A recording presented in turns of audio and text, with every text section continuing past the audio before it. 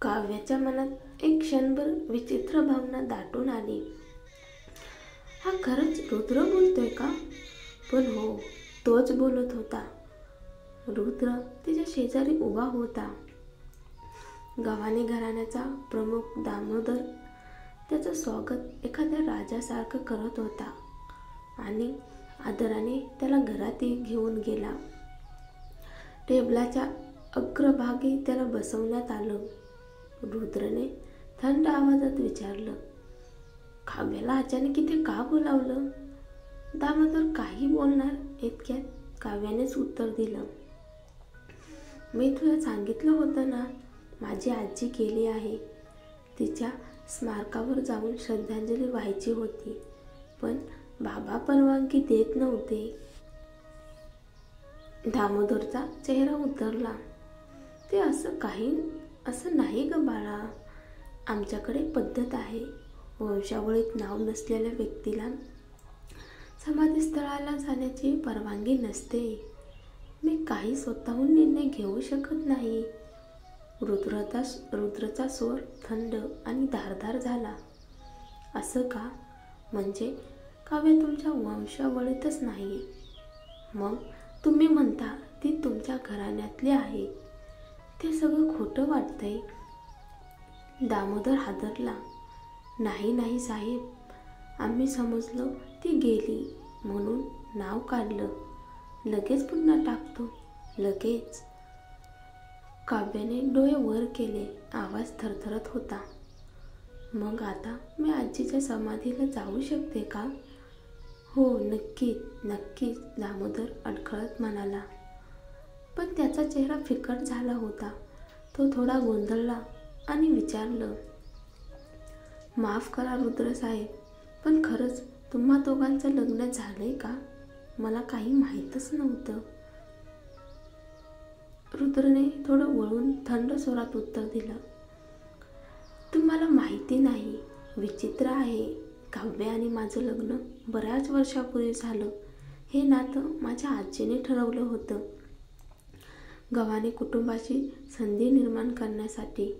पण त्यावेळी मी आजारी होतो, त्यामुळे लग्नात स्वतः उपस्थित राहू शकलो नाही. त्या एका वाक्याने सगळ्यांचा श्वास रोखला गेला. दामोदर आणि कामिनी दोघेही थबकले.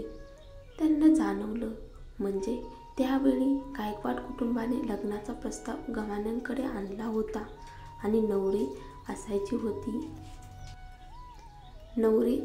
होती रुद्रसाठी. दामोदरच्या चेहऱ्यावरचा भाव पूर्णपणे बदलला. त्याने मागे उभ्या असलेल्या कामिनीकडे पाहिलं. हे नातं तर तिचं असायला हवं होतं. कामिनीचं मन जळून निखळ झालं. ती अचानक पुढे धावली, पण रुद्रच्या अंगरक्षकांनी तिला पकडलं. काय चाललंय? रुद्रचा आवाज कडक झाला. कामिनीला काही सुचेनासं झालं. ती हिंसडत ओरडली, रुद्र सर, लग्न माझं व्हायचं होतं तुमच्याशी. गायकवाड घराण्याने प्रस्ताव मला दिला होता, पण काव्याने मला फसवलं. माझं स्थान तिनं चोरलं. रुद्रचा चेहरा कालवंडला. खरंच का? कामिनीने उतावीळपणे मान हलवली. हो, तिला पैशाची लालसा होती. 30 लाख मिळणार होते म्हणून तिनं माझ्या जागी लग्न केलं. काव्य उपरोधी घासली. रुद्र हळू आवाज म्हणाला, पुरं झालं. त्याने इशारा केला आणि अंगरक्षकांनी कामिनीला दाबून खाली घेतलं. तिच्या चेहऱ्यावर अपमानाचा रंग स्पष्ट दिसत होता. रुद्र म्हणाला, देवाचे आभार की काव्य माझी पत्नी झाली. तुला पाहिल्यावर मला घृणा वाटते. आरशात बघ आणि समजून घे तू काय बनली आहेस. त्या एका वाक्याने कामिनीचा आत्मविश्वास चिरडून गेला. रुद्रने मग दामोदरकडे पाहिलं. सर, हीच तुमची संस्कारी मुलगी का? दिसतंय गव्हाणे घराण्याला गायकवाड कुटुंबाचा आदर राहिलेला नाही. दामोदरचा चेहरा पांढरा पडला. नाही साहेब, ही मुलगी वेडी झाली आहे. तिला 3 दिवस उपाशी ठेवा, शुद्धीवर येईल. कामिनीचं हृदय विदीर्ण झालं होतं. रुद्र तोच रुद्र ज्याच्यासोबत आयुष्य घालवायचं स्वप्न तिनं पाहिलं होतं आज तिच्याशी तिरस्काराने वागतोय. पण सत्य असंच होतं. तिचं नवरी असायला हवी होती आणि आता ती फक्त एक परकी स्त्री होती. दामोदरच्या मनात पश्चाताप उसळला. त्यावेळी जर बायकोच्या रडगाण्याला बळी पडलो नसतो, जर काव्याला बदली नवरी बनवलं नसतं, तर आज सगळं वेगळं असतं. रुद्रने थंड हसू दिलं. तर आता आपण आजीच्या समाधीला जाऊ शकतो का? दामोदर लगेच म्हणाला, का नाही? आता तुम्ही आमचे जावई आहात, गायकवाड घराण्याचे प्रतिनिधी. चला आपण लगेच निघू. आता कुठलाही व्यवहार नव्हता, भीती होती. समाधीस्थळाजवळ पोहोचल्यावर काव्या गुडघ्यावर बसली. तिच्या डोळ्यातून अश्रू वाहू लागले. आजी, आजी, मी आले. रुद्र तिच्या शेजारी बसला. समोरच्या फोटोकडे बघत म्हणाला, ही माझी वडीलधारीच होती. त्याने हात जोडून मनापासून नमस्कार केला. कागदी पैसे ठेवले. काव्याचं मन पिळवटून आलं. आजी, तू चुकीचं बोलली नाहीस. हा माणूस अजूनही तुला आठवतो. दोघे निघाले तेव्हा काव्याने वडिलांकडे पाहत विचारलं, बाबा, आजीने माझ्यासाठी ठेवलेल्या पेटीचं काय झालं? दामोदर थोडा चकित झाला, पण रुद्र शेजारी असल्यामुळे सौम्य आवाजात म्हणाला, ती पेटी बंद आहे, किल्ली सापडत नाही, म्हणूनच देत नव्हतो. काव्या म्हणाली, मला द्या ती. उघडायचा उपाय मला सापडेल. किल्ली सापडली का तुला? दामोदरने शंकेने विचारलं. ते मी सांगणार नाही, पण मला पेटी हवी, काव्या ठाम स्वरात म्हणाली. दामोदरच्या डोळ्यात सावली चमकली, थंड आणि कपटी. ठीक आहे, उद्या ये, देतो, तो म्हणाला. रुद्रने मान हलवली. ठीक आहे, ठरलं मग. त्या जागेतून बाहेर पडल्यावर काव्याने रुद्रकडे पाहत विचारलं, तू इथे आलास तरी का? रुद्रचा आवाज नेहमीसारखाच थंड, पण शब्दामध्ये काळजी दडलेली. जर मी आलो नसतो तर तू इथे उभी राहून स्वतःला टोचून घ्यायला थांबली असतीस का? तो तुझ्याकडून काय मागत होता? काव्या काही क्षण गप्प राहिली. मग हलकं डोकं खाजवत म्हणाली, 1 अब्ज रुपये. रुद्रने भुवया उंचवल्या. आणि तू देणार होतीस का? नाही रे, कारण माझ्याकडे तेवढे आहेत तरी पुढे. रुद्र थंड हसला. म्हणजे असतेस तर दिले असतेस का? काव्या हसत म्हणाली, तुमच्यासारखी माझी ओळख नाही. तुम्ही लोकांना आदेश देता. मी दिले तरी कोणी ऐकणार नाही, त्यामुळे मला पुन्हा त्रासच झाला असता. रुद्रने डोळे अरुंद केले. ही माझी स्तुती समजावी का? काव्य डोळे मिचकावत म्हणाली, नक्कीच. आज तर सगळे माझ्याकडे बघत होते. तुझ्यामुळे मला कित्येक वर्षांनी लोकांचा हेवा वाटला.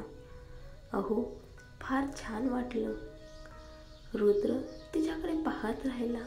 त्या प्रामाणिक स्तुतीत काहीतरी निरागस होतं, जे त्याला आवडत होतं.